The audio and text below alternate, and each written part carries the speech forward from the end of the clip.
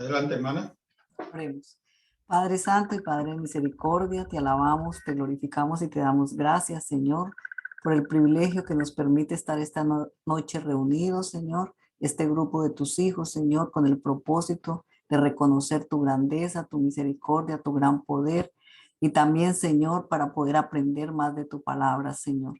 Bendice al pastor, úngelo con el poder de tu Santo Espíritu, que cada palabra que salga de su boca sea de edificación para tu pueblo, Señor. Ayúdanos a atesorarla en nuestro corazón y a poder vivirla cada día y enseñarla a otros, Señor. Gracias por este tiempo maravilloso que nos permites tener. Bendice a cada uno de los hermanos aquí presentes y a aquellos que por alguna razón, Señor, no pueden estar conectados, Señor. Bendícelos, ayúdalos, guíalos y sé con sus necesidades. Gracias por este tiempo. Gracias por tu amor y tu misericordia. En el nombre de nuestro Señor Jesucristo. Amén. Amén. Amén. Pues mis hermanos, recuerden que lo que estamos estudiando es una serie de temas sobre lo que es la historia de la redención. Estamos viendo la historia de la redención y en este tema, de manera específica, estamos viendo todo lo que son tipos de Cristo en el Antiguo Testamento. Recuerden que la Biblia tiene dos testamentos. El Nuevo Testamento habla de la vida de Cristo, de su obra. El Antiguo Testamento lo que hace es que prepara al mundo para la llegada de Cristo. El Antiguo Testamento refleja la obra de Cristo futura. El Nuevo Testamento refleja la obra que Cristo ya hizo por nosotros. Podríamos decir que en el Nuevo Testamento está la salvación prometida. En el Antiguo Testamento, dije antiguo o nuevo. No. En el Antiguo Testamento está la salvación prometida. En el Nuevo Testamento está la salvación realizada. Si nosotros vemos la gente en el Antiguo Testamento, ¿cómo se salvó? Mirando al Cristo que habría de venir. Y nosotros hoy, ¿cómo nos salvamos? Mirando al Cristo que ya vino. Pero todo se centra en Cristo. Cristo es el eje. Cristo es el centro de toda la palabra de Dios. Entonces hoy vamos a estar viendo el sacerdocio de Cristo. La palabra sacerdote en el Antiguo Testamento es Cohen, con K y H intercalada. Cohen, esta es la palabra en hebreo que se utiliza para sacerdote, así aparece todas las veces que es mencionada en el Antiguo Testamento. ¿Qué es un sacerdote? Nos preguntamos nosotros. Estuve buscando y una de las definiciones está en el diccionario expositivo Vine. Dice, es alguien que realiza sacrificios, ritos y tareas de mediación para representar al pueblo delante de Dios. ¿Qué es un sacerdote? Es alguien que hace ritos y tareas de mediación, que sirve, es como el representante del pueblo ante Dios. Esta es la función que nosotros hallamos de un tipo de sacerdocio de manera general.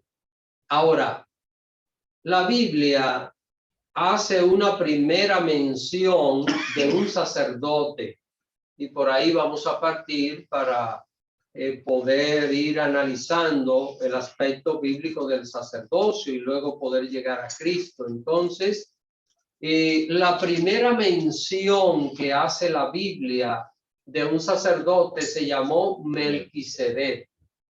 Y vamos a ver lo que la palabra de Dios dice en el capítulo 14 de Génesis.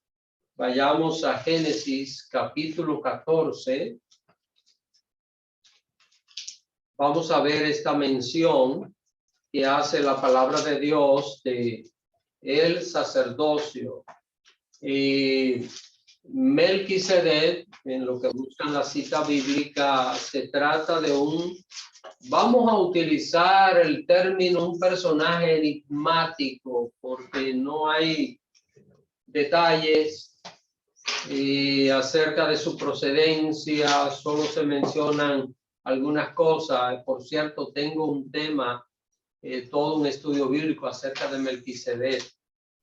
Quizás en su momento pues lo podemos compartir. Vamos a ver, vamos a leer para ver lo que dice del primer sacerdote. Génesis 14, versos 18 y 19. Alguien que lea esta cita, por favor. ¿Alguien quiere leer? Del Zoom o del salón. Adelante, Gni.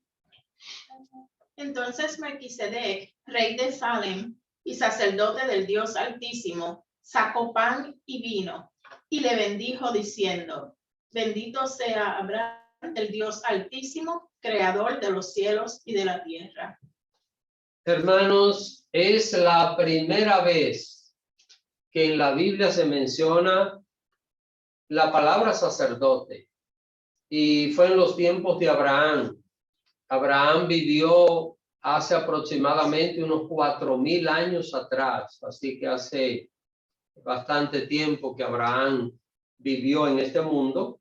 Y noten aquí lo que dice: presenta a Melquisedec como rey y sacerdote. Esto va apuntando hacia algún lugar, ¿verdad? Rey, sacerdote. Y dice que era rey de una ciudad llamada Salem. Salem quiere decir ciudad de paz. Es como parecido al sonido de Shalom. Es una palabra hebrea que significa la paz. Paz, la paz del Señor. Entonces, nosotros vemos aquí que dice, y está hablando de un encuentro que tuvo Abraham cuando venía de una victoria en una guerra. Se encontró con este señor Melquisedec, pero noten lo que dice esta última parte del verso 18. Dice que sacó ¿qué? Pan y vino. ¡Wow! ¿Es significativo esto? Nosotros sabemos hacia dónde va inmediatamente. Va hacia el símbolo del sacrificio de nuestro Señor Jesús, lo que celebramos siempre el primer domingo de cada mes, el pan y el vino. Y sacerdote y rey. ¿Quién tiene esos títulos? Los tiene Jesús. Y es lo que hoy nosotros estamos estudiando. Así que es la primera, repito, es la primera mención que se hace de la palabra sacerdote, del sacerdocio en la Biblia. Ahora, también, porque es importante destacar esto, la misma palabra Cohen que se utiliza para hablar de el sacerdocio de Dios, como es el caso de Melquisedec y otro que vamos a estudiar a continuación, también se usa para hablar de los sacerdotes paganos, del sacerdocio pagano. Cuando en la Biblia nosotros leemos algo que vamos a ver ahora en Génesis 41, vamos a ver esta cita bíblica. Génesis capítulo 41 y vamos a ver el versículo 45 y vamos a ver lo que menciona aquí. Y es la misma palabra Cohen, es decir, que para sacerdotes se utiliza el mismo término sin importar si es un sacerdote ordenado por Dios o es un sacerdote pagano que aparece acá en la historia. Así que vamos a ver Génesis 41-45. ¿Alguien que quiera leer? Bueno, adelante, hermana Betsy. Génesis 41, 45. Y llamó Faraón el nombre de José Zaphnath Panea, y le dio por mujer a Asenat, hija de Potifera, sacerdote de On. Y salió José por toda la tierra de Egipto. Noten, hermanos, nosotros sabemos ya por referencias históricas que los sacerdotes en Egipto no eran siervos de Dios, ¿verdad? No servían a Dios. No era un sacerdocio indicado por Dios que honrara al Señor. Sin embargo, lo que estamos tratando de hallar acá es la mención. No vamos a estudiar aquí todas las veces que la Biblia menciona sacerdotes, pero es para tener un ejemplo, en este caso, de sacerdote pagano, y la palabra que se utiliza en hebreo es la misma que se usa con Melquisedec, lo que quiere decir que está presentando en este caso a alguien que a través de su rito y sus tareas hace una mediación para representar al pueblo ante Dios o ante su Dios, como el caso de los egipcios que tenían dioses, ídolos que adoró esta nación. Tiene una historia bastante intrigante en cuanto a todos estos dioses y todas estas cosas, que es lo que aparece en todas las culturas.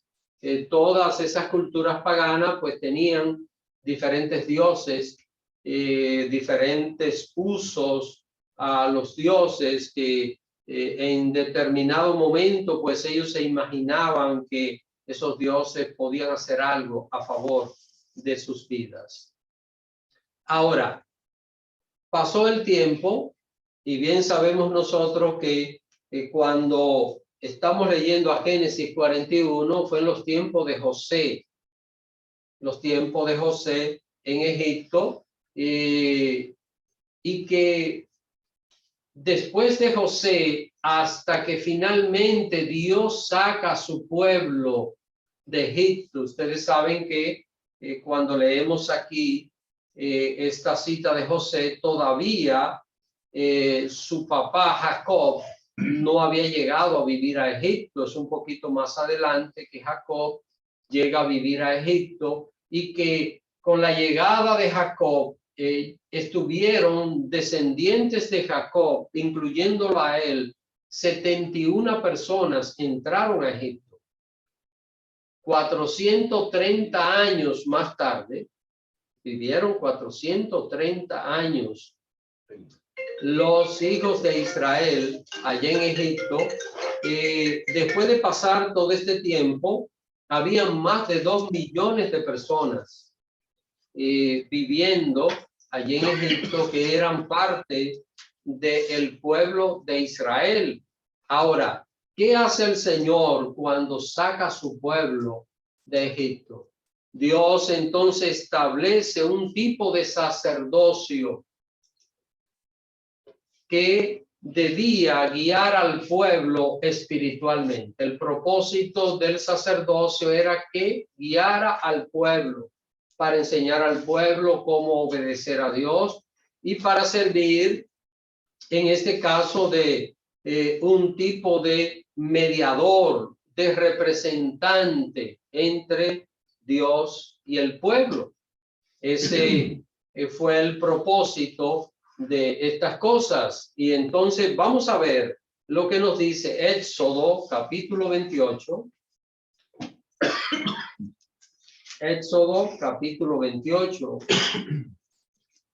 Y vamos a leer el versículo 1.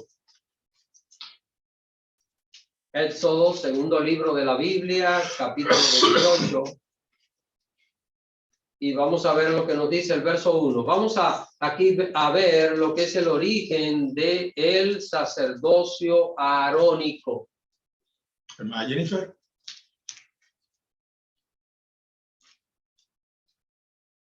Amén. Harás llegar delante de ti a Aarón tu hermano y a sus hijos consigo, de entre los hijos de Israel, para que seáis mis sacerdotes. A Aarón y a Nadab, Abiú, Eleazar e Itamar, hijos de Aarón. Noten, hermanos, Aarón era hermano de Moisés, era mayor que Moisés. Y Aarón pertenecía, al igual que Moisés, a la tribu de Leví. Cuando decimos y leemos en la Biblia, los levitas eran miembros de una tribu. Los levitas no eran judíos. Hay tanta confusión y a veces escuchamos personas pensando y diciendo que todos los israelitas son judíos, pero todos los israelitas no son judíos. Es como por ejemplo, y esto parece un chiste, pero es una realidad, decir que todos los hispanos son mexicanos, ¿verdad? O sea, es algo inconcebible. Entonces, los levitas eran los de la tribu de Leví. No eran judíos, judíos eran los de la tribu de Judá. Eran 12 tribus y de una de esas tribus el Señor tomó a los sacerdotes. Los levitas estaban dedicados al servicio del santuario. Recuerden que el templo y todo lo que aquello representaba exigía mucho trabajo. Leña, agua, para botar ceniza, para llevar los animales, para agarrarlo mientras eran sacrificados, todo aquello, y era una multitud de personas que trabajaban en esto, eran los levitas. Ahora, dentro de la familia de Leví, Dios escogió a Aarón, ¿cómo que? Como sumo sacerdote. Y Aarón tenía 4 hijos, que vemos aquí: Nadab, Abiú, Eleazar e Itamar. Pero sucedió algo, y es que más adelante Nadab y Abiú quemaron fuego extraño, tomaron un incensario y metieron fuego extraño allí. Y dice que salió fuego del altar y los consumió. Fueron consumidos por el fuego, Nadab y Abiú. Y por esta razón es que solo le sobrevivieron a Aarón, Eleazar e Itamar. Entonces, la línea sacerdotal va a venir de ellos. Va a continuar a través de ellos. Ahora, cuando nosotros estudiamos lo que dice la Biblia, bueno, yo estoy hablando y ustedes saben que me pueden interrumpir en cualquier momento, acá presente por Zoom, si tienen un comentario, una pregunta. A veces estamos explicando algo y quizás pensamos que está totalmente claro, pero no está tan claro. Así que cualquier inquietud acerca de esto, pues la pueden hacer. ¿Alguna inquietud? Sí, una pregunta.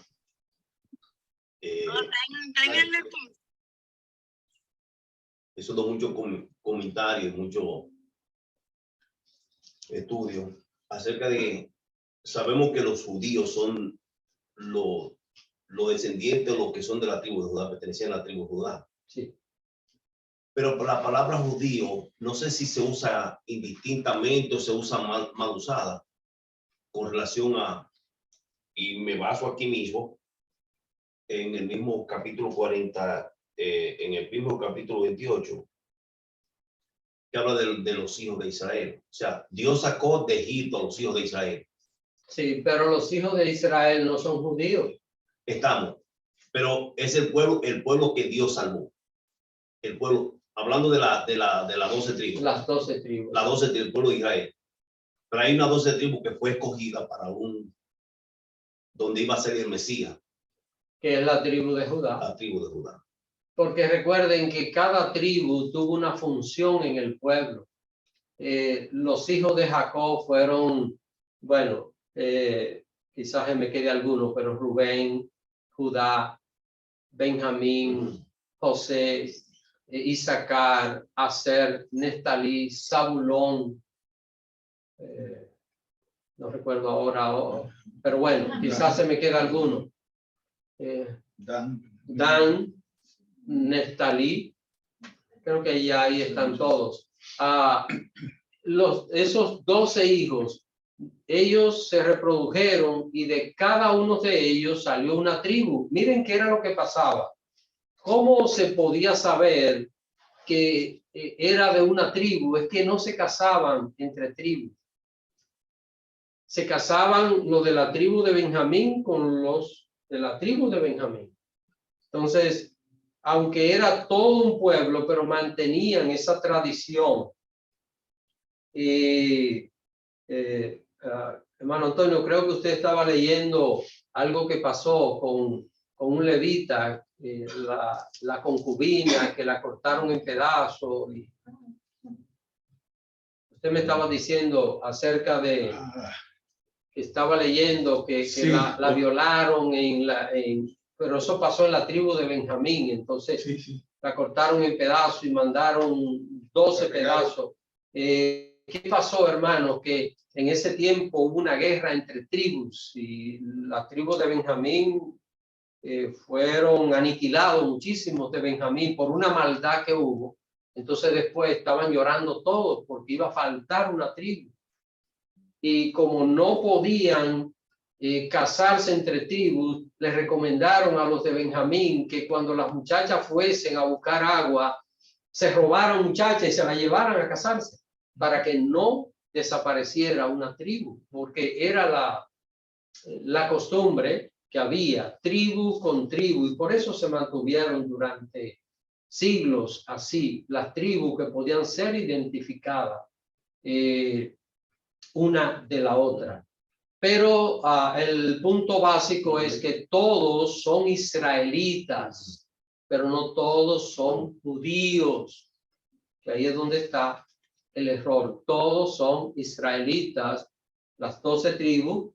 Bueno, yo creo que acá tuvimos un estudio bíblico acerca de esto, de las tribus que están dispersas y que nunca han regresado a sus tierras. ¿Alguna otra pregunta? ¿Alguna?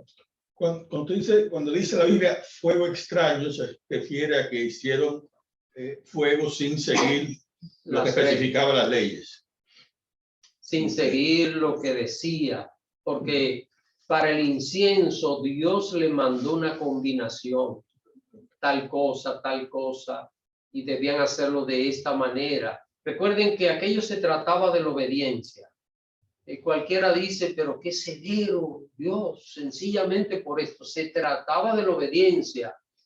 Si aquel pueblo no era enseñado de esta manera, ¿quién iba a obedecer los mandamientos de Dios? Por eso la ley, recuerden, la ley no salva, la ley condena. Eso es lo que hace la ley. Y eso era lo que producía y aquellas ordenanzas. ¿Algún otro comentario, alguna pregunta? Bueno, pues seguimos. Miren, ya estamos viendo acá el sacerdocio arónico, pero antes de Aarón, y esto debe ser aclarado, se realizaron funciones sacerdotales, entiendan, no sacerdotes.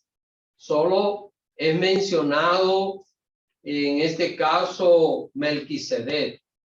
Pero Melquisedec no era israelita, ¿verdad que no? Supuestamente, no. No, imposible. Es imposible, porque Abraham es el fundador de la nación. Abraham tuvo un hijo, Isaac. Y después Isaac tuvo un hijo, Jacob. Y de Jacob es que sale la nación de Israel. Recuerden que a Jacob se le cambió el nombre. De Jacob a Israel. Los que están participando los sábados, bueno, el primer sábado del mes que tenemos una capacitación para líderes, estamos estudiando el liderazgo de Jacob y vamos a ver esa transición ahora el próximo mes, pero se le cambia el nombre de Jacob a Israel y Abraham vivió ¿cuántos años? Vivió como 200 años antes de que el pueblo de Israel iniciara como nación. Así que Melquisedec, repito, fue sacerdote mucho antes de existir el pueblo de Israel, pero antes del sacerdocio arónico se realizaron funciones sacerdotales. ¿Cuáles eran? Encontramos a Noé. ¿Cómo vemos en Noé una función sacerdotal? Cuando hace el sacrificio después de... Eso eran funciones sacerdotales. ¿Quiénes eran los llamados a hacer sacrificio? Los sacerdotes. Por ejemplo, ninguna persona del pueblo podía agarrar un animal y ofrecerlo en sacrificio. No podía hacerlo, porque no era acepto delante de Dios. Necesitaba la mediación de un sacerdote para poder hacer sacrificio. Así que otro personaje que también hallamos con funciones sacerdotales fue Abraham. Sabemos que Abraham hacía sacrificios y que el caso de el sacrificio que él iba a hacer de su propio hijo Isaac es una tipología del sacrificio de Cristo. Otro personaje que también realizó funciones sacerdotales fue el mismo Jacob. Así que, pero estos son funciones sacerdotales, cosas que le correspondían o le iban a corresponder en este caso a un sacerdote. Ahora, el sacerdocio era hereditario, hermanos. El sacerdocio que aparece en la Biblia era hereditario. No era un sacerdocio que alguien decía, bueno, yo quiero ser sacerdote y entonces, ok, vamos a prepararte y tú vas a ser sacerdote. No se trataba de esto. Era por herencia. Y el primer sacerdote ya sabemos quién fue. Aarón, ¿verdad? Hermano de Moisés. Cuando Aarón murió, su hijo Eleazar le sustituyó en el sumo sacerdocio. Vamos a buscar el cuarto libro de la Biblia, Números, cuarto libro de la Biblia.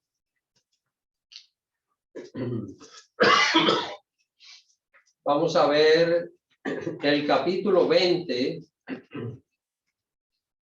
Y yo voy a leer estos versículos, quiero que ustedes me acompañen. Así que Números, capítulo 20.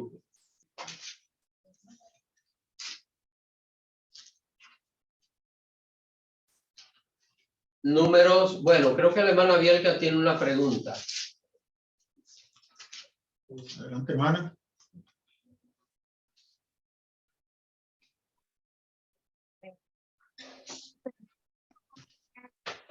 Ana Bielka. ¿Me escuchan? ¿Sí le escuchamos? Ok. Si el sacerdocio era hereditario, pastor, Abraham y Noé no eran sacerdotes, pero sí ejercieron la función sacerdotal. Ellos hacen eso, vieron a alguien, en base a que lo hicieron, entendieron que era su deber hacerlo. O sea, porque si no eran sacerdotes en sí, ¿por qué ellos desarrollaron estas funciones? Es mi pregunta. Bueno, a través de la historia bíblica nosotros hallamos una línea de gente que fueron siervos de Dios, que amaron a Dios. Ahora, ¿cuál era la forma de adorar a Dios en el antiguo pacto? ¿Cuál era la manera? A través de los sacrificios. Ustedes saben que eso Dios lo estableció desde el mismo Edén. Recuerden que el primer sacrificio lo hace Dios mismo. Entonces, hubo una línea de personas que venían, en este caso, de la descendencia de Set, el hijo que tuvo Adán y Eva después de la muerte de Abel. Y de esa línea venían una serie de personas que amaban a Dios, como el caso de Noé, el caso de el bisabuelo de Noé, que se llamó Enoc, que fue llevado al cielo, un hombre que vivió una vida en santidad y en rectitud delante de Dios. Entonces, por esa línea vamos a encontrar hombres que fueron fieles a Dios, sirvieron a Dios, y como la manera de adorar a Dios era a través de los sacrificios, en esa época, pues ellos, debido a esto, tuvieron ciertas funciones sacerdotales. Déjenme decirles, no era que la gente lo buscaba a Noé, en este caso los hijos, y luego porque Noé probablemente cuando Abraham nació, Noé vivía todavía. Así que Noé y Abraham tienen una diferencia como de unos 350 años, y Noé vivió más de 900 años, así que probablemente cuando Abraham nació todavía Noé vivía. Noé sabemos que era el patriarca de la humanidad en esa época, porque toda la humanidad descendió de Noé. Ustedes saben que en el diluvio murieron todas las personas, entonces todos los linajes de la tierra vienen de Noé. Y Noé pues viviría, o no tengo ahora el dato preciso, pero es fácil de buscarlo cuando hay tiempo para hacerlo, poder investigarlo en la Biblia y poder medir esto. No es tan difícil poder hacerlo. El caso es, mis hermanos, que de esa línea pues vienen las personas que hacen esos sacrificios a Dios. Los sacrificios, ¿a quiénes les tocaba hacerlo? A los sacerdotes, pero sin embargo estas personas que no eran sacerdotes lo hacían. ¿Qué es esto? Una función sacerdotal, porque ellos no eran sacerdotes. Entonces, hermana Bielka, a eso se refiere. Ok, gracias.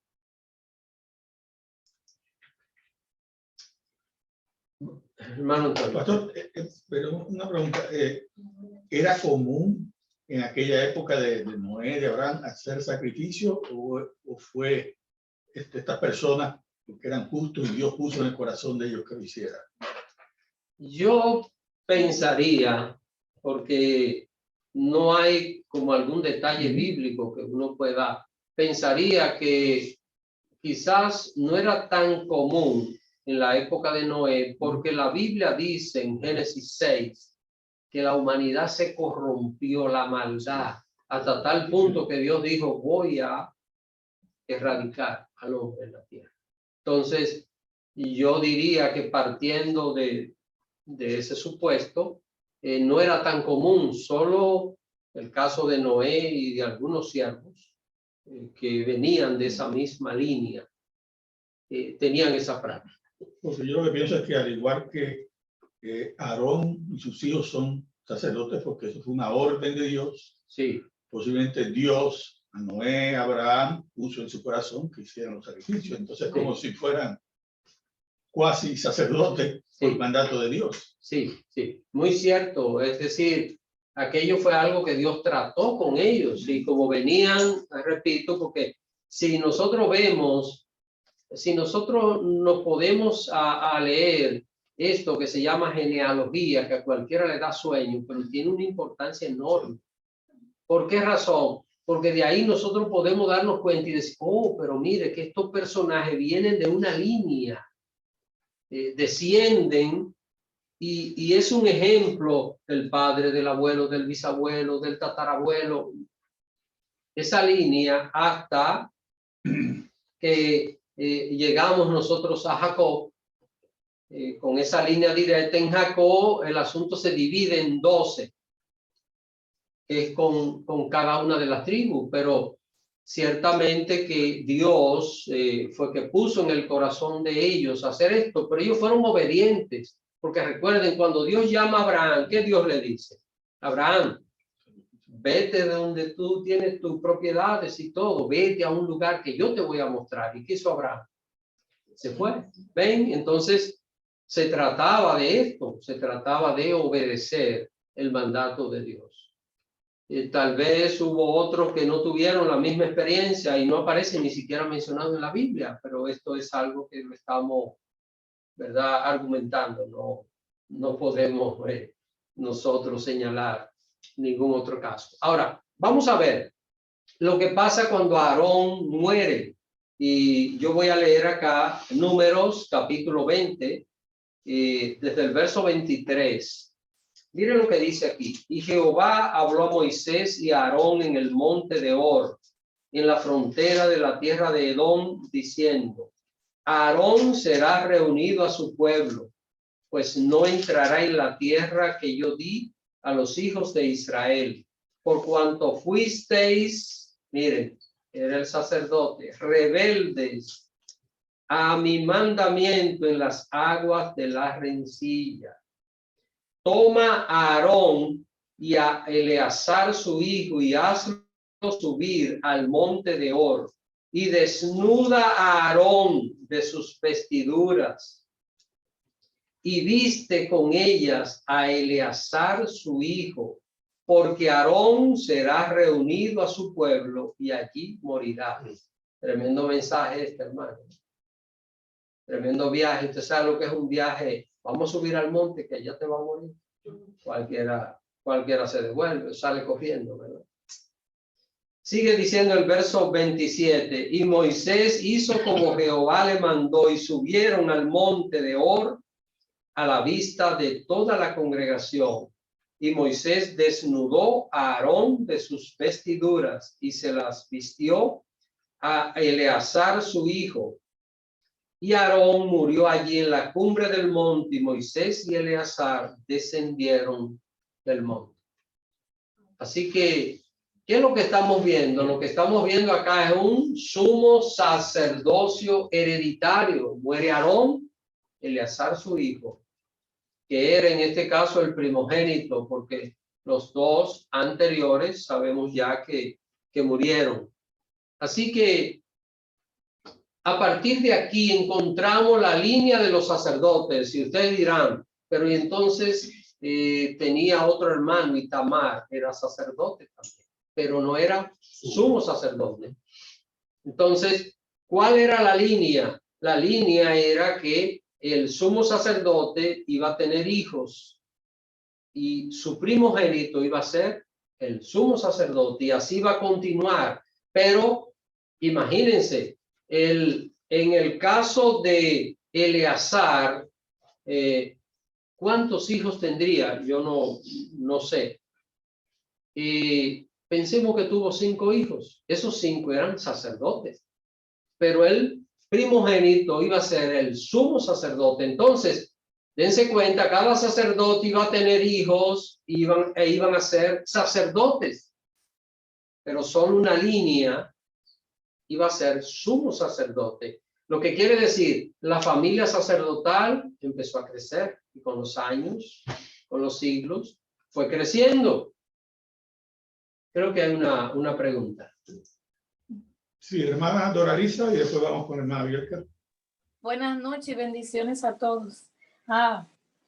Pastor, la pregunta mía es, porque yo sé que lo que la Iglesia Católica trata de hacer, porque yo he ido a consagración sacerdotal. Cuando yo era católica, yo fui hace muchísimos años.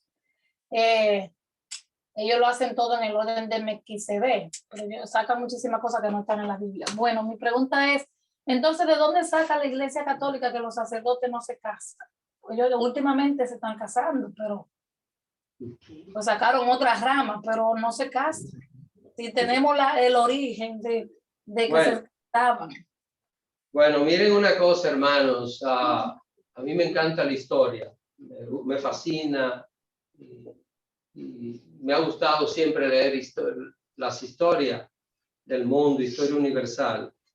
Los sacerdotes se casaban, incluso los papas se casaban, pero llegó un momento donde aquello representaba una carga económica para el Vaticano, para el poder, para el imperio, y entonces decidieron que no, porque las propiedades de los obispos, cuando eran casados, ¿a quiénes pasaban cuando él moría? Porque ustedes saben que en el catolicismo hay un gobierno que se llama episcopal, es decir, un gobierno que está dirigido por un obispo y en este caso el obispo es el dueño de las propiedades, eso va así en cadena hasta llegar al Papa. Entonces, cuando moría el sacerdote, las propiedades que eran de la iglesia estaban a nombre del sacerdote o a nombre del obispo. Cuando él moría, ¿a quién pasaba? A los hijos, eran los herederos legales. Entonces, para resolver ese asunto, pues introdujeron aquel celibato obligatorio. Eso es un acto, hermano, de la indulgencia. ¿Ah? Digo yo que eso es un acto, hermano, de las indulgencias que hacía la Iglesia Católica. Bueno, quizás referente a lo económico, sí, pero era muy Sí, a lo diferente. económico. Gracias, pastor. Bueno, entonces, hermano, miren, el tiempo pasó. ¿Ah? Perdón, mano Bielka. Pastor, volviendo a reincidir un poco en lo que pregunté hace un rato, entendiendo que el sacerdocio era hereditario en el Antiguo Testamento, y que el primero era el sumo sacerdote de los hijos.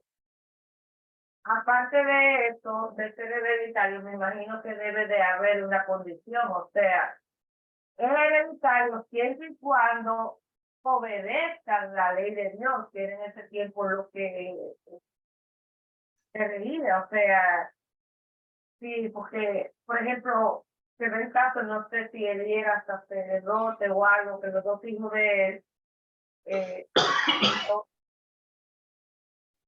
hicieron con el mandato de Dios, no obedecieron. Entonces, además de que sea hereditario, deben de ser obedientes a la ley de Dios, lo que es mi pregunta. Debió ser así, hermana Bielka, pero lamentablemente el sistema era hereditario. Y ahora mismo vamos a ver una cita bíblica que tal vez responde esta inquietud de nuestra hermana Bielka. Vamos a leerla antes de que yo continúe hablando acerca de esto. Y vamos a buscar primer libro de Samuel. Primer libro de Samuel, capítulo 2.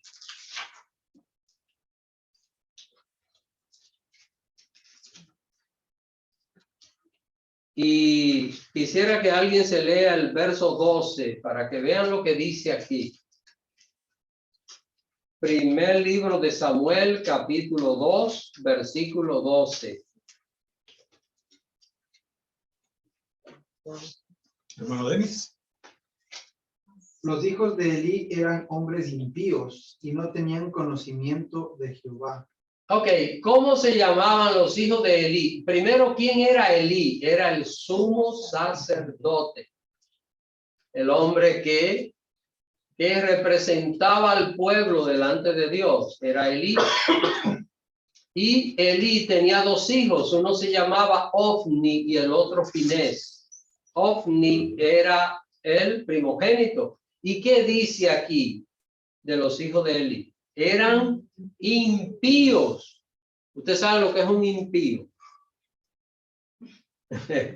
Y eran sacerdotes. Y eran sacerdotes. Eran sacerdotes y se lo voy a decir en dominicano. Y esos tigres hacían lo que fuera. Lo que sea. Se acostaban con las mujeres que iban al templo. La gente iba a llevar ofrenda a Dios y se la quitaban ellos por la fuerza. Todo esto lo hacían. Imagínense. Y Ofni era el que iba a sustituir a Elí. Cuando Elí muriera, uno de esos impíos iba a ser el sumo sacerdote. Es decir, qué decadencia espiritual tan terrible vivió el pueblo de Israel. Eso fue en los tiempos de los jueces, que por cierto, estoy pensando en el futuro preparar una serie de enseñanzas acerca de los jueces, una etapa muy crítica, penosa de la historia de Israel. Y la verdad que ya con esto casi estaba llegando al fin esa etapa, la etapa que se conoce como de los jueces en Israel. Entonces, miren lo que estamos viendo aquí, hasta dónde llegó la decadencia de ese tipo de sacerdocio. Gente impía que no tenía ninguna comunión con Dios. ¿Ustedes se imaginan este tipo de gente, los hijos de Elí, para ofrecer sacrificio a Jehová y representar al pueblo delante de Dios? Era lo peor de lo peor que podía pasar. Entonces, ¿qué pasó, mis hermanos? Miren, el sistema de sacrificio de Israel falló. ¿Recuerdan la semana pasada? Lo que estuvimos hablando. ¿Qué pasó con Israel y los sacrificios?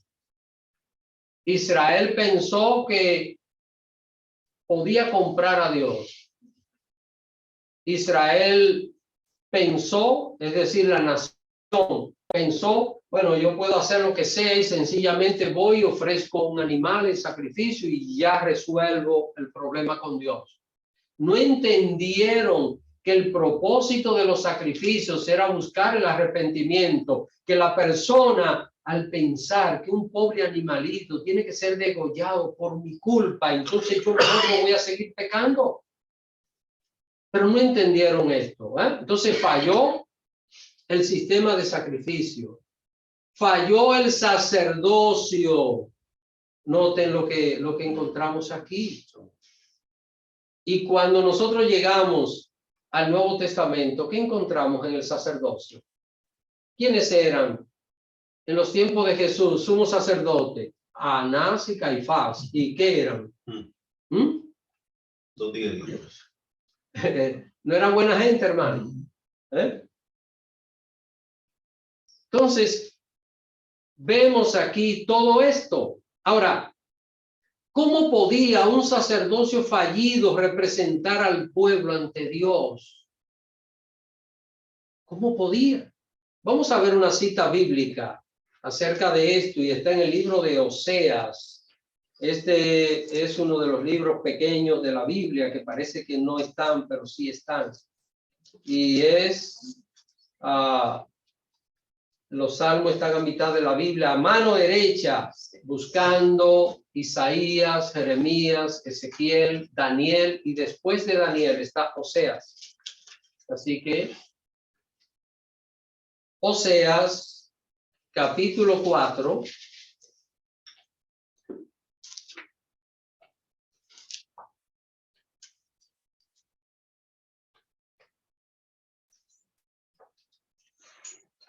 Recuerden, Isaías, Jeremías. A ver si puede darle una manita a la hermana María.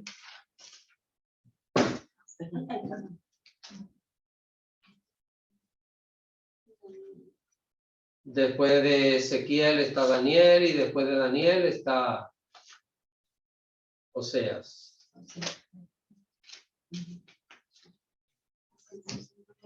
Oseas capítulo 4. Vamos a leer. Alguien, por favor, que lea los versos desde el 6 hasta el 9. Vamos a ver lo que dice acá. Hermana Anabel.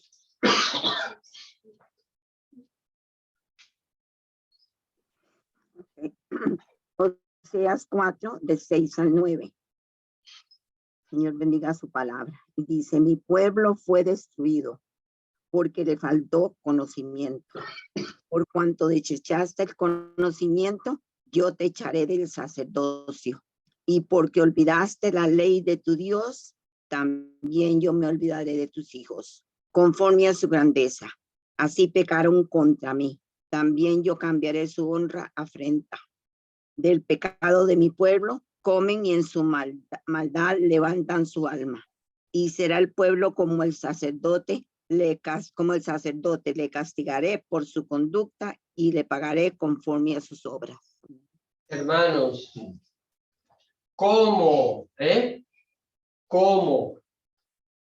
Esto estaba en una crisis tan profunda. Miren lo que está diciendo aquí, que Dios lo iba a echar del sacerdocio. ¿Usted sabe lo que es echar? Echar es empujar a una gente, sacarlo de un lugar, ¿verdad? Abrir la puerta y empujarlo. Se va. Eso es echar. ¿Cómo Dios tiene que tratar a este pueblo que Dios lo había seleccionado como su pueblo? Ahora, ¿por qué? Por la dureza del corazón, porque no querían obedecer los mandatos de Dios. Y nos preguntamos nosotros en este tiempo, ¿aparecerá gente que ama a Dios con un corazón duro?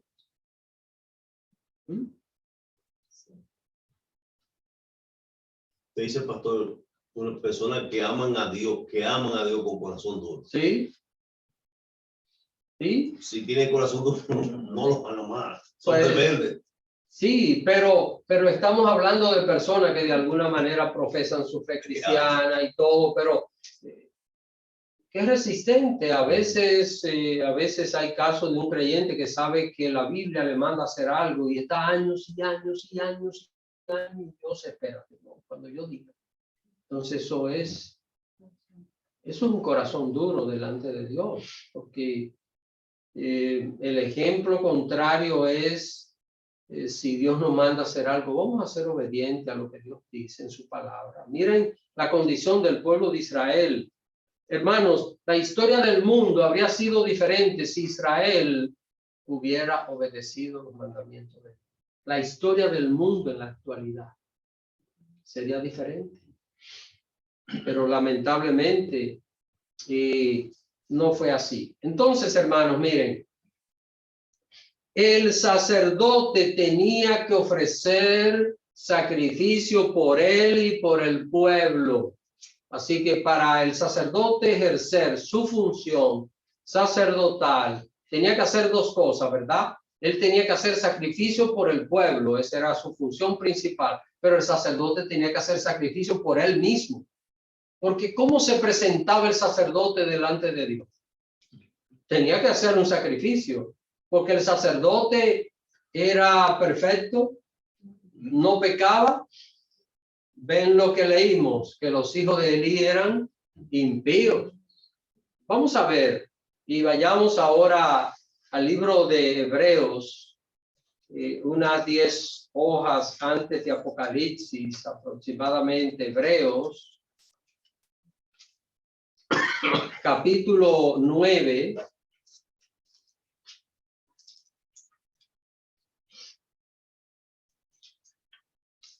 Hebreos, capítulo 9.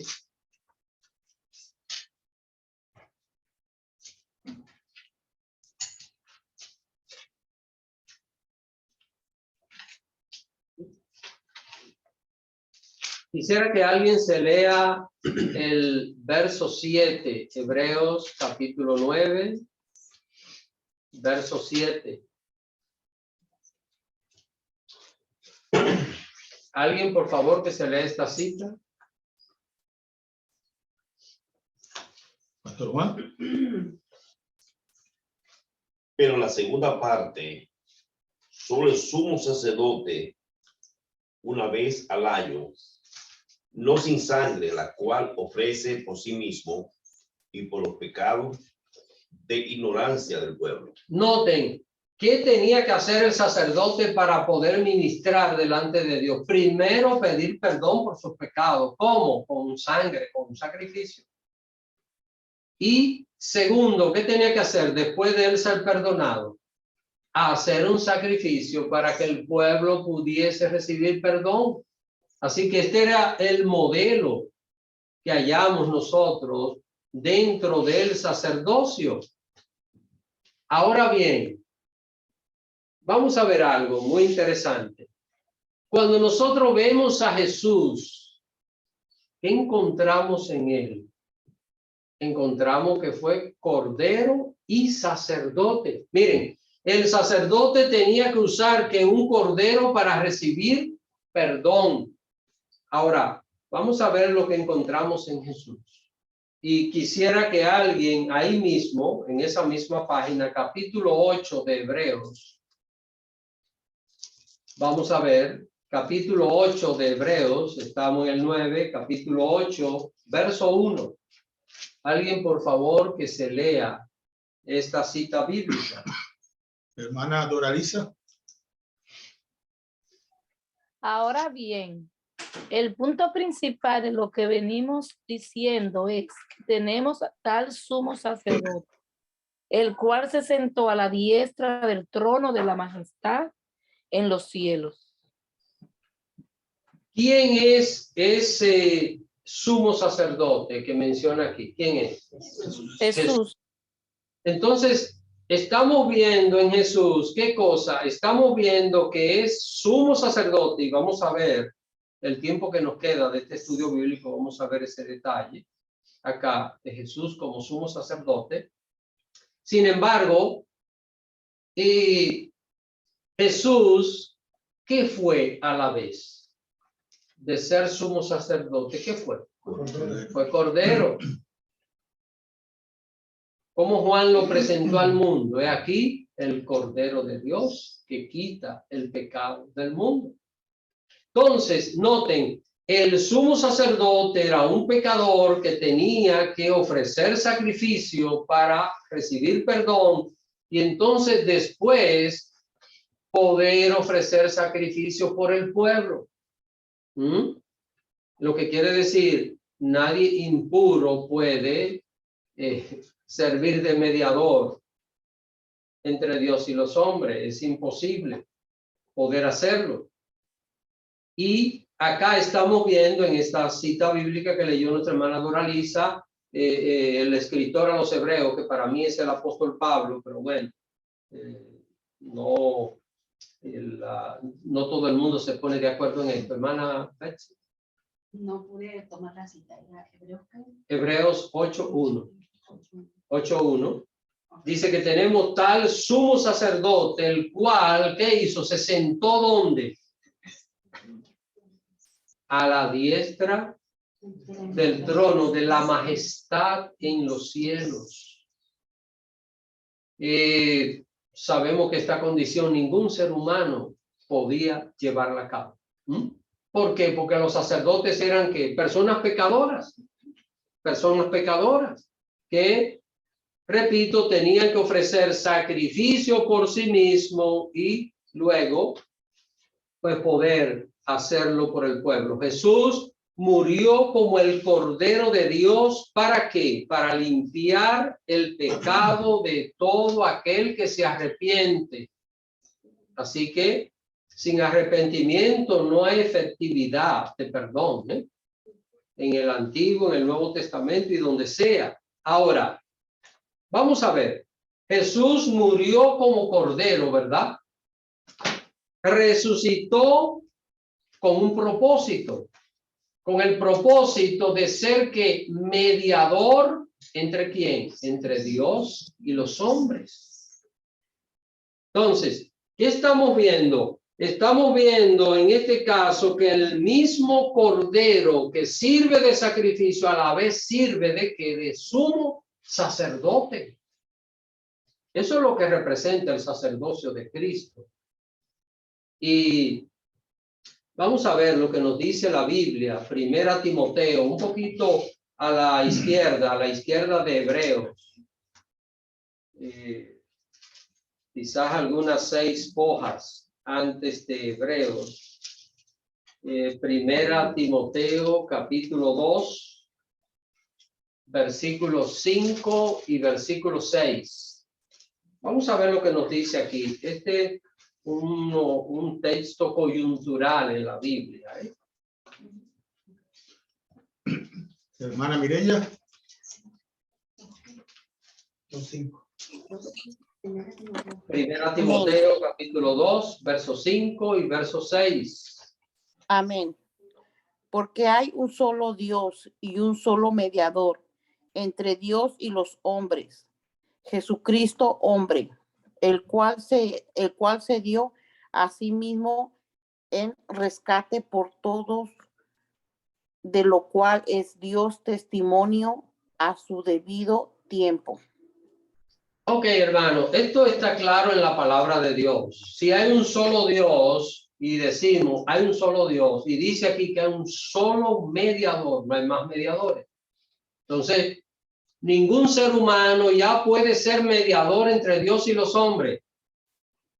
Lo que quiere decir que ya no hay sacerdocio válido en la tierra. ¿Por qué? Porque aquí está. La intercesión la está haciendo ¿quién? Jesús. ¿Y dónde está Jesús? Dice que está a la diestra del Padre, intercediendo por cada uno de nosotros. Esto es tan interesante, dice aquí, que Él es el mediador entre Dios y los hombres. Era lo que intentaron hacer los sacerdotes del orden de Aarón. Pero la pregunta es, ¿lo lograron? No lo hicieron. ¿Por qué? Porque lamentablemente fueron tan desobedientes como la gente del pueblo que ellos querían representar delante de Dios. Pero sin embargo, ¿qué hizo Jesús? Dice, el cual se dio a sí mismo en rescate. Miren, es que hay tantas maravillas que decir acerca de Jesús. Jesús ahora es mi abogado, pero un día será mi juez. Jesús fue cordero para salvarme, pero ahora es que sumo sacerdote para interceder por mí delante del Padre. Y eso nosotros lo sabemos muy bien. Cuando alguien no conoce a Cristo, Jesús es cordero. Después de conocer a Cristo, ¿qué es el sumo sacerdote? ¿Por qué? Porque cuando usted y yo pecamos, el sacrificio de Cristo aparece latente delante del Padre. Y esas cicatrices ante el trono de Dios le están diciendo al Padre, yo morí por él. Entonces, por la justicia de Cristo, usted y yo somos que justificados del pecado. Entonces, hoy día, un hombre, una mujer pueden vivir puros delante de Dios, ¿sí o no? Sí. ¿Se puede vivir puro delante de Dios, sí o no? Vamos a ver. Sí. ¿Sí? Sí. ¿Pero por qué razón, Pastor Juan? Por Cristo. Por Cristo, ven, si es por mí. Se lo voy a decir en dominicano también, estoy frito. Si es por mí. Dígale, hermano, que lo diga en ecuatoriano. En ecuatoriano. Frito mismo. Frito mismo. Bueno, Antonio, en Puerto Rico. Sí, Frito también, bueno. Es una fritura. Betsy en Barahona. Está salado. Bueno, aquí es diferente. Hermano Reinaldo. Hermano, usted nos puede explicar un poco sobre todos esos reyes que adoraban falsos dioses. ¿Por qué? Si ellos no sabían que había un solo Dios. ¿Usted se refiere a cuáles reyes? A algunos que menciona la Biblia, que eran... que adoraban dioses falsos, imágenes y cosas. Mire lo que pasa, hermano Reinaldo, es que el corazón del ser humano tiene que adorar. Y si el corazón del ser humano no se inclina por adorar a Dios, va a terminar adorando lo que sea. Y cuando una persona no busca con sinceridad al Dios verdadero, va a adorar dioses falsos. Y es lo que pasó a través de la historia. Porque ustedes se imaginan lo que es, por ejemplo, una persona adorando un buey. Los egipcios adoraban a un buey. ¿Por qué los israelitas le pidieron a Aarón que le fabricara un buey para adorarlo y fabricaron un becerro? Es porque esto venía de una tradición de los egipcios, el buey Apis. Y también tenían una serie de dioses. Había un dios que tenía el cuerpo de hombre y la cabeza de pájaro, que adoraban los egipcios. Así que el asunto es, y el apóstol Pablo lo explica esto muy bien en Romanos capítulo 1 y capítulo 2, acerca de este estado de rebelión del hombre. ¿Qué pasaba acá en los indígenas? Adoraban. Miren, en México, Guatemala, México, mi esposa y yo fuimos por las ruinas de Tikal, unas ruinas mayas, y vimos allí unos templos. y en esa parte se adoraba una serpiente emplumada, es decir, la idea era una serpiente que vuela. La Biblia menciona la serpiente que vuela, en Isaías capítulo 30 aparece este detalle. Y entonces, ¿de dónde sacaron esta gente una serpiente que vuela? Serpiente que vuela, eso es un dragón. Y cuando vamos al lenguaje bíblico, es el diablo. Así que de ahí viene, hermano, mire, aquí no hay café con leche, aquí o es café o es leche. El que busca a Dios tiene a Dios, el que no busca a Dios está por el otro lado. Está frito. Está frito.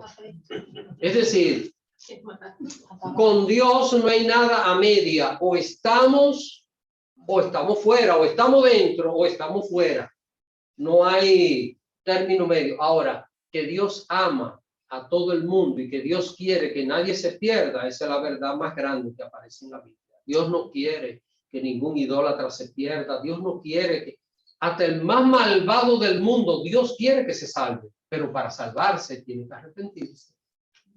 Tiene que conocer a Jesús como su Salvador. Así que esa es un resumen sencillo, ¿verdad?, de la pregunta de nuestro hermano. Entonces, mis hermanos, ya casi concluyendo con esto, sabemos bien que Cristo está hoy ante el Padre como ¿qué? ¿Y qué es? Un intercesor. El sumo sacerdote. Eso era lo que hacía. El sacerdote intercedía delante de Dios por el pueblo. ¿A través de qué lo hacía el sacerdote? ¿A través de qué? A través de un sacrificio. Pero era él el que podía hacerlo. El pueblo no podía hacer sacrificio. ¿Ven? Entonces, hoy Cristo está intercediendo por nosotros. Y vamos a ver Hebreos capítulo 8. Vamos a buscar esta cita, Hebreos otra vez, capítulo 8. Yo voy a leer esta cita, verso 22 hasta el verso 27.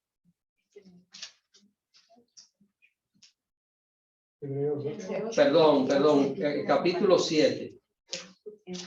Capítulo 7, sí. No 8, sino 7. Hebreos 7. 7. Yo lo voy a leer desde el verso 22 hasta el 27. Dice: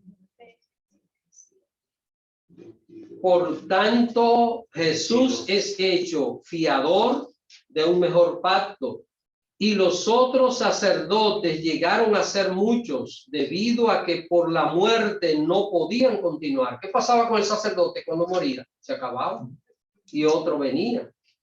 Mas hablando de Jesús, por cuanto permanece para siempre, tiene que un sacerdocio inmutable, que no puede ser cambiado, por lo cual puede también salvar perpetuamente a los que por él se acercan a Dios. Esa es la seguridad de la salvación. ¿Ven? Salvar perpetuamente. Viviendo siempre, ¿para qué? Para interceder por ellos. Por eso usted y yo mantenemos la salvación, porque Cristo está intercediendo por nosotros. Dice el verso 26, porque tal sumo sacerdote nos convenía, santo, inocente, sin mancha. ¿Se le podía aplicar esto a los sacerdotes arónicos? No. Apartado de los pecadores y hecho más sublime que los cielos. Aleluya. Que no tienen necesidad cada día, como aquellos sumos sacerdotes, de ofrecer primero sacrificio por sus propios pecados y luego por los del pueblo. Porque esto lo hizo una vez para siempre. ¿Cómo? Ofreciéndose a sí mismo. Así que, hermanos, cuando usted y yo conocemos esto, y aquí está la parte más importante de lo que podemos sacar en esta noche, cuando usted y yo conocemos esto, ¿qué nos da esto? Una seguridad. Le da seguridad al creyente de que a pesar de que seguimos siendo pecadores, tenemos la oportunidad de santificarnos. de vivir en santidad y vivir puro ante Dios. Hace un rato yo preguntaba, ¿podemos vivir puro ante Dios? Le pregunto, ¿con el sacerdocio arónico era posible vivir puro ante Dios? Ni los mismos sacerdotes eran puros. Era imposible poder vivir puro ante Dios. Sin embargo, hoy nosotros, a través de Cristo, tenemos esa gran oportunidad. Y vamos a ver la última cita bíblica y vayamos antes de Apocalipsis, casi, Primera de Juan, primera epístola de Juan, no el Evangelio, sino epístola como 3 hojas antes de Apocalipsis. Primera de Juan, capítulo 1. Vamos a ver que alguien se lea los versos 9, 10 y luego del 2, verso 1. Léalo corrido porque está capítulo 1, verso 9 y 10 y luego el capítulo 2, verso 1. Vamos a ver lo que dice. ¿Alguien quiere leer? ¿Lo leo yo? Si confesamos nuestros pecados, Él es fiel y justo para perdonar nuestros pecados y limpiarnos de toda maldad. Si decimos que no hemos pecado, le hacemos a Él mentiroso y su palabra no está entre nosotros.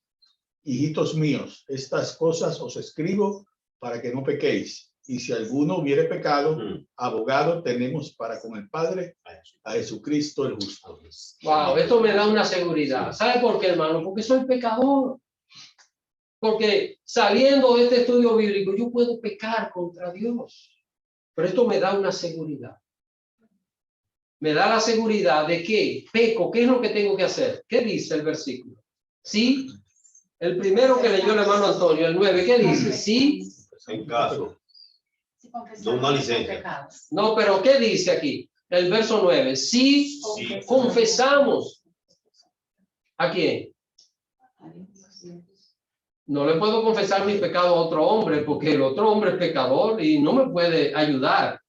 Si confesamos nuestros pecados, Él es que fiel y justo. ¿Para qué? Perdonar nuestros pecados y limpiarnos ¿de qué? De todo. Y si esto lo dice la Biblia, entonces podemos vivir puros. Pero ¿qué es lo que hay que hacer? ¿Vivir en pecado? No. Vivir en santidad. Yo no puedo decir, déjame robarme esta silla y luego le pido perdón al Señor. Porque hay una actitud ahí que no es de arrepentimiento. Ahora me dejé llevar de la tentación y me robé esa silla y después que la tengo digo, Señor mío, yo tengo que devolver esta silla, tengo que ponerla en su lugar. Perdóname, qué disparate es el que he hecho. Tengo una actitud de arrepentimiento. Porque el arrepentimiento debe producir un cambio en la vida de la persona. El que se arrepiente no puede continuar haciendo lo mismo. Puede luchar con las debilidades, eso es otra cosa, pero no puede querer mantenerse en el pecado pretendiendo que está arrepentido, porque no hay un arrepentimiento. Así que, ¿qué hace la confesión de nuestros pecados? Que nos limpia de toda maldad. Y este versículo, el versículo 1 del capítulo 2. Hijitos, ¿qué cosa? Estas cosas os escribo, ¿para qué?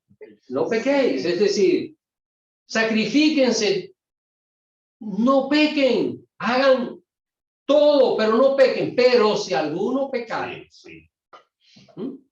no es que, dijo el pastor Juan hace un rato, no es licencia para pecar, no es que, yo tengo esta licencia y yo puedo. Incluso hay líderes que creen que porque ellos son líderes, ellos tienen derecho a hacer cosas malas y como que Dios se la pasa por alto, porque son el reverendo, que sé yo quién. Y hermanos, delante de Dios no hay nadie grande. Delante de Dios somos que polvo, es lo único que somos. No hay nadie grande delante de Dios.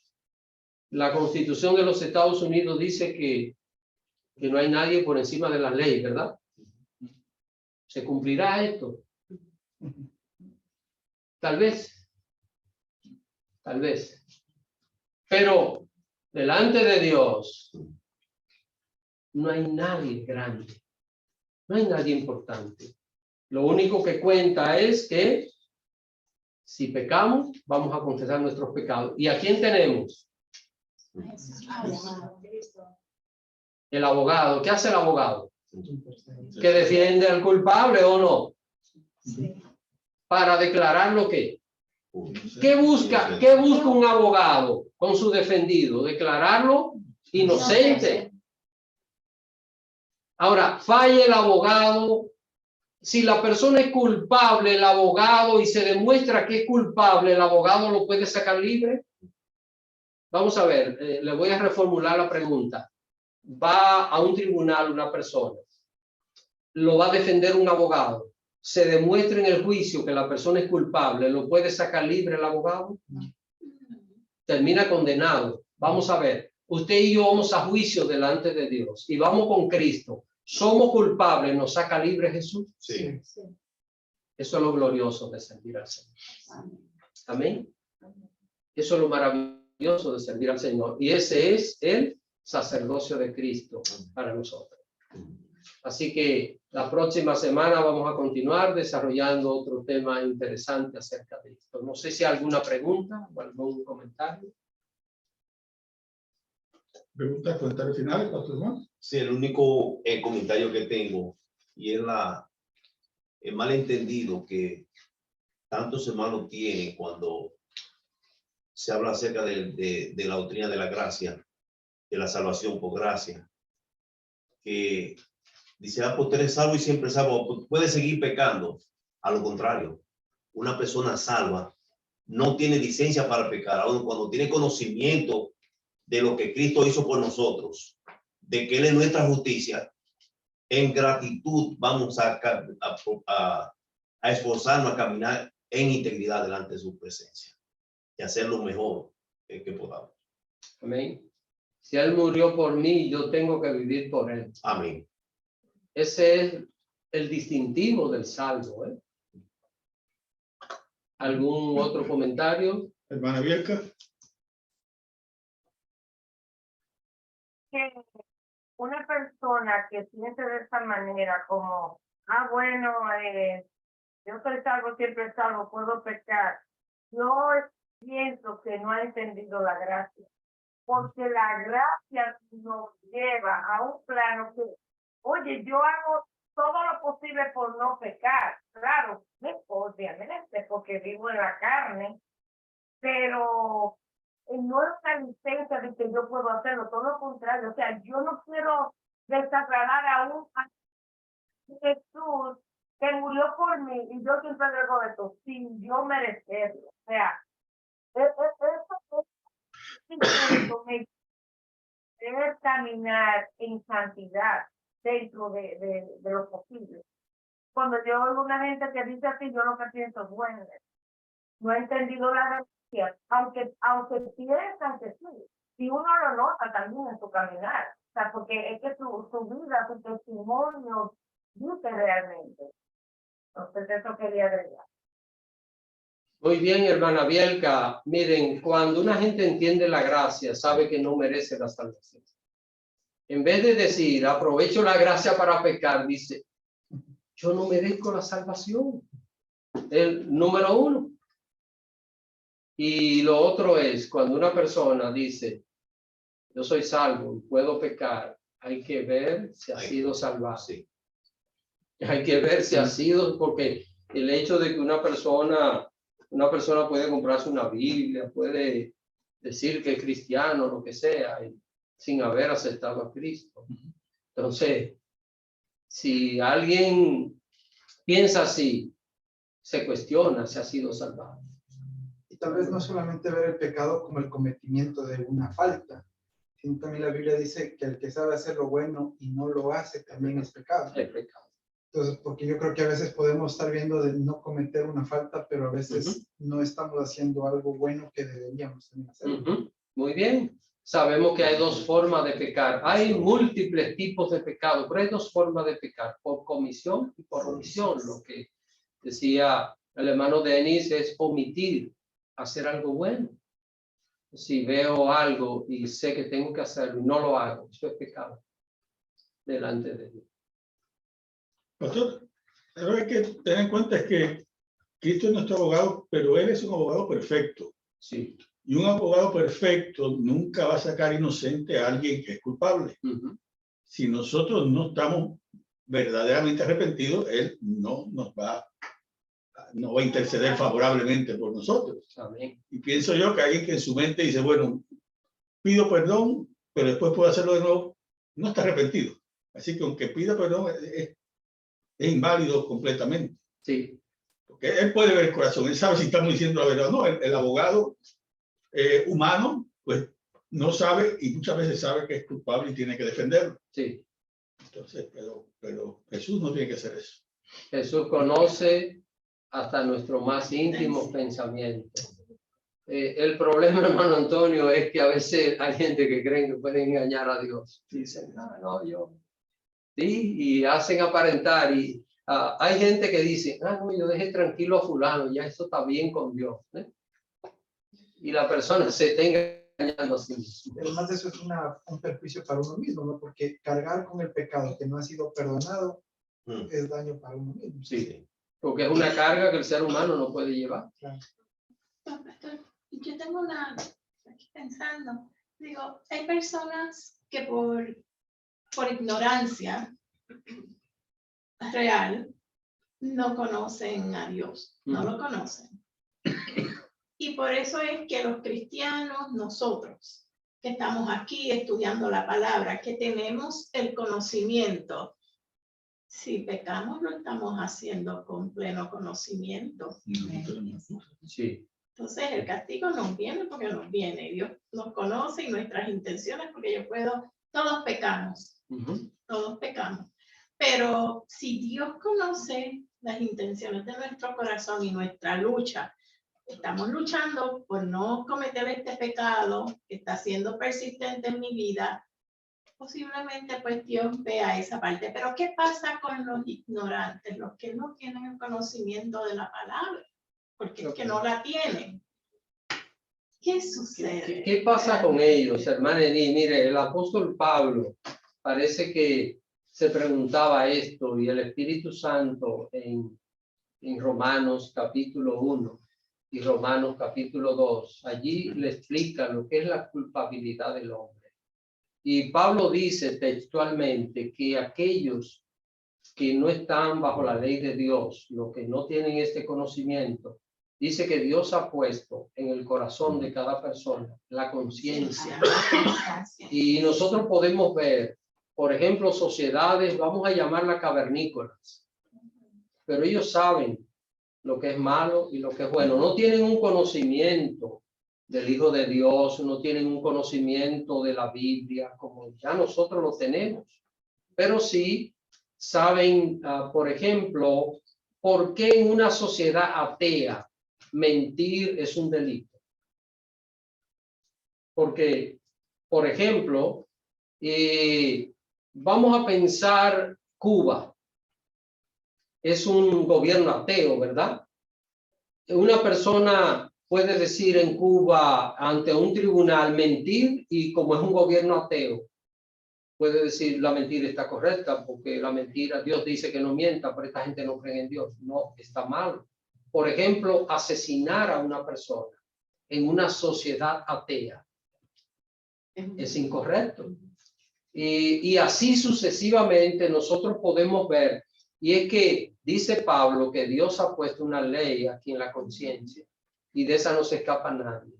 Entonces, podrá alguien escaparse de la predicación verbal del evangelio, pero no de eso que Dios ha puesto. Y un día Dios va a juzgar a cada persona conforme a ese detalle. Dice el apóstol Pablo que el día del juicio Dios va. Dice que defendiéndole o acusándole su razonamiento conforme a su conciencia el día que Dios juzgará a los seres humanos conforme al evangelio. Así que de esto nadie está a escape. Porque, por ejemplo, en Manenit, mire, hay una persona que actúa de cierta manera y nosotros podemos juzgar o prejuzgar por qué lo hizo, pero podemos equivocarnos. Podemos ver a alguien que hizo algo y nosotros decimos, uy, qué perverso, pero tal vez ante Dios no es tan perverso, es posible. Pero, ¿qué sucede? Dios sí conoce la verdadera intención, lo que hay. Dios sí sabe que cuando aquel malévolo está mirando a una persona que le quiere arrebatar el dinero, Dios sabe si le está poniendo en el corazón, oye, pero eso no es tuyo, no te pertenece. ¿Cómo va a ser eso? Eso es un daño. Pero que finalmente la persona vence su conciencia y dice, yo lo voy a hacer porque yo quiero ese dinero que tiene esa persona ahí. Hasta mata a la persona. ¿Ven? Entonces, ¿lo sabemos nosotros? ¿Esa lucha? No, pero Dios sí. Y en base a eso, Dios estará juzgando a esa persona. Quiere decir que nosotros, cuando Dios nos creó, no nos creó humanos. No. Que se ve en el ejemplo de Adán y Eva, que No. ellos se sintieron avergonzados y sabían que habían hecho algo malo. Sí. O sea que en esencia nosotros tenemos, Dios sí nos envió con Mire un ejemplo. Mire un ejemplo. Mire un ejemplo palpable. Encontramos por ahí a alguien que no conoce a Dios, no tiene temor de Dios. Usted le habla de la Biblia. No, no me hable de Biblia, yo no creo. Pero ¿qué sucede? Va a hacer algo malo. ¿Qué hace? ¿Lo hace escondido o lo hace a lo público? Se esconde. Se esconde. ¿Por qué razón? Porque sabe que está mal. Entonces, podrá la persona ser perverso, lo que sea, pero en el fondo sabe que lo que está haciendo está mal. Y debido a eso trata de hacerlo escondido. Se esconde de los hombres, pero no se ve esconder de Dios. Denis iba a decir algo. No solo complementando un poquito esto de que una cosa es la conciencia que interiormente nos está como hincando, pero también dice la Biblia que los cielos cuentan la gloria de Dios y el firmamento anuncia lo de sus manos. Y creo que también a través de la naturaleza nosotros tenemos la evidencia de un Dios. Sí. Porque, miren, no lo quiero complicar mucho con asuntos de teología, pero hay dos tipos de revelación. Está esta, que es la revelación especial, que es la que nosotros tenemos a través de la palabra, y está la revelación general, que es la que entra por lo que dice el hermano Denis, que es por lo que Dios ha creado. Entonces hay alguna manera en que Dios va a hablar al ser humano, cualquiera que sea. Dios va a llegar. Para que no haya justificación. No hay justificación delante de Dios. Así que bueno, y todo esto, hermano, todo esto, pues, a nosotros nos da paz porque usted y yo conocemos al Señor. Amén. Pero tenemos mayor responsabilidad, ¿eh?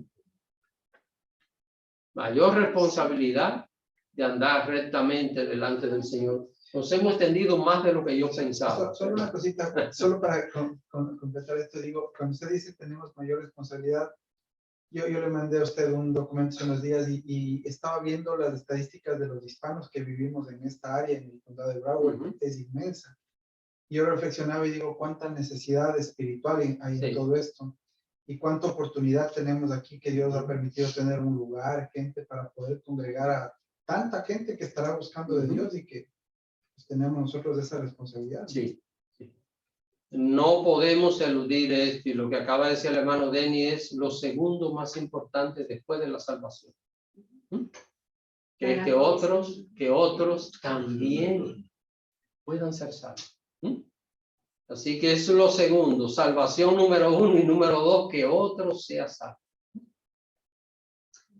Pastor, cuando uno le habla a una persona de Cristo, le habla. Puede subir la voz para que se escuche. Cuando uno le habla a una persona, porque uno ve la necesidad que tiene de Cristo, y le habla, y le habla, y le habla, y jamás. Sí, voy a buscar, sí, voy a ir a la iglesia, y jamás va. ¿Qué pasa? Pastor, uno tiene que insistir, ¿verdad? Uno tiene que insistir o parar de hacerlo, de parar de hablar. Las dos cosas.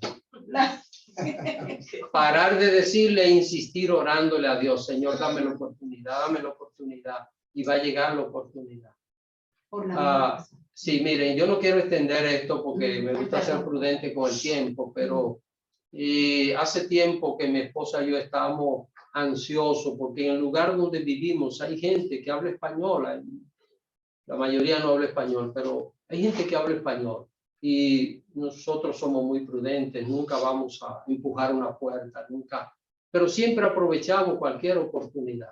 Y hay específicamente una familia ahí que en días pasados se produjo una situación, un incidente, un accidente más bien con un señor. Mi esposa me llamó, yo salí, me vestí como pude y lo ayudamos a levantar, entre otro señor que vino y yo lo metimos a la casa, me quedé ahí con ellos, con él hasta que llegara su esposa y todo aquello. Y ahí aproveché, otra señora de ahí que habla español también estaba con nosotros y yo comencé a predicarle. Y la señora, alguien vino y la llamó y le dijo, no, quiero oír lo que el pastor va a decir. Y yo dije, Señor, gracias, gracias. Pasó eso, aparentemente no pasó nada. Sin embargo, después se da otra situación, otro incidente y yo digo, aquí está mi oportunidad. El señor lo llevaron al hospital interno, le dije a la esposa, ¿dónde está? Quiero irlo a ver. Esa es mi oportunidad. Y eso ha desencadenado otras cosas más que no quiero adelantarlo por ahora, pero el proceso es que ya estamos trabajando no con una familia, sino con 2 familias relativo a eso, a esa situación. Ahora, vamos a ser persistentes, enfocados en qué es lo que nosotros queremos. Si nosotros enfocamos todo nuestro paso hacia que alguien reciba a Cristo, si vamos a reflejar a Cristo con nuestro paso, entonces vamos a aprovechar cualquier oportunidad. Hay un señor que está detenido en la calle porque se le pinchó una goma y yo soy cristiano y digo, esta es mi oportunidad, déjame acercarme, venga, déjeme ayudar. Bueno, eso lo puede hacer un hombre, una mujer ahí no puede evangelizar mucho, ¿verdad? Okay. Pero, ven, o sea, cualquier oportunidad, vamos a aprovecharla para presentarle a Cristo. Amén. Bueno, si seguimos vamos a tener vigilia y hoy no es vigilia, así que vamos a dejarlo hasta acá. Yo mañana no trabajo. Bueno.